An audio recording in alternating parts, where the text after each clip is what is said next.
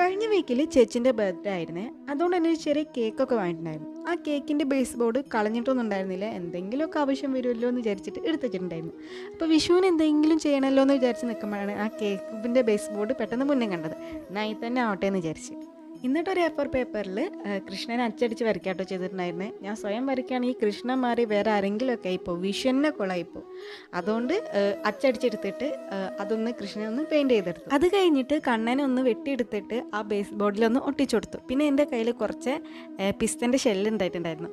അതൊക്കെ ഒരു കണിക്കൊന്നേനെ പോലെ ആ ബേസ് ബോർഡിൽ ഇങ്ങനെ ഒട്ടിച്ചു കൊടുത്തിട്ട് നല്ല ഭംഗിയിൽ പെയിൻറ്റൊക്കെ അടിച്ചെടുത്തപ്പോൾ സാധനം നമുക്ക് അടിപൊളിയായിട്ട് കിട്ടിയിട്ടുണ്ട്.